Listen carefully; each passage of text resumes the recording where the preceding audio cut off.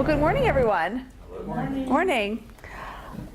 Today I'm here to tell you about how to slash 10 hours from your work week, but I'm hoping that that's kind of the minimum of what I can help you do. Hopefully it can be even more than that. I will tell you my story in terms of why I'm speaking about this. For those of you who know about me, I actually run a social media ghostwriting and management firm and training firm, so you would think that why would I be the one to speak about time management, but I learned the hard way how to control my day and how to start actually doing the things in my life that I wanted to do. So I'm kind of just sharing everything that I've learned from that experience and also from helping other people slash hours from their work week as well. So I'm just speaking from the heart. Some things we're going to learn today. One of them is how to block out time for higher priorities. Do any of you feel that you have some big priorities, things that you just love to do that would make a huge difference in your life or your business and you just never seem to get around to it? So first of all, if you had 10 hours extra per week, how would you spend it? Okay, so would you spend more time with your family, or maybe you don't like your family?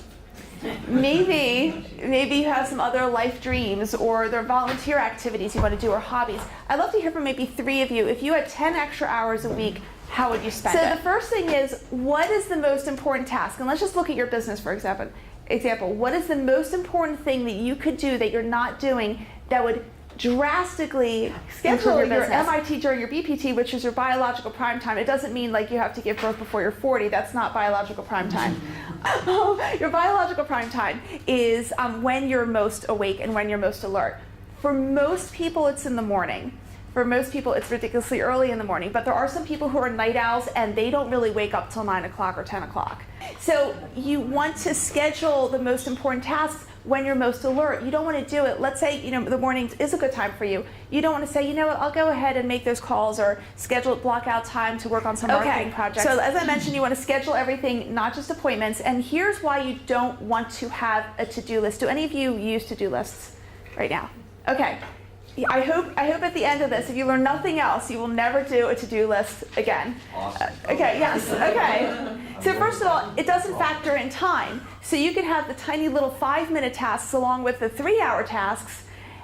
It doesn't factor that in. It also doesn't factor in priorities as well. And sometimes it's also tempting to get the small things done because it feels like you're accomplishing more. I typically check emails twice a day. This helps me focus on critical projects the rest of the day and ultimately serve you better. If you need immediate assistance, please call me at my can't number. emphasize enough to not multitasking, the opportunity to screw up several things at once.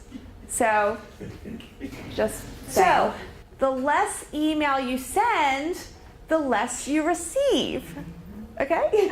One huge thing I like to do is, unless I really have to CC someone because it's critical to the job, I don't CC them. If it's just going to be an FYI thing that they're probably never going to use, don't CC them, because that creates, first of all, an extra email in their inbox, but also creates an opportunity that they might email you and there's one other email you have to read.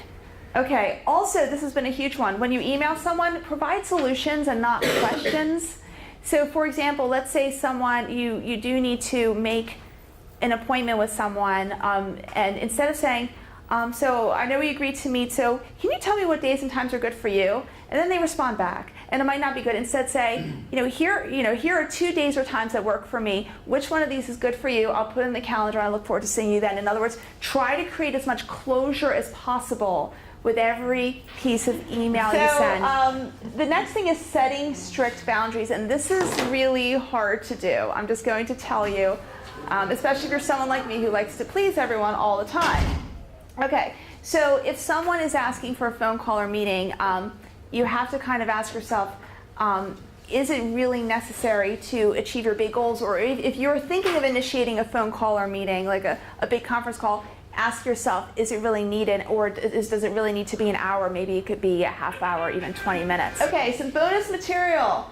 Okay, so the first one is, you have to manage your energy to manage your time, okay? So once in a while, even if you are getting a good night's sleep and you wake up, even if you have like the best practices and you still wake up and you're not feeling well, don't push yourself because you're gonna go too slowly, you're not gonna feel better. Just work the most when you're feeling the best and try to take more breaks when you're not. And it might feel like you're not getting as much done, but you actually are taking care of yourself and ultimately getting more stuff done.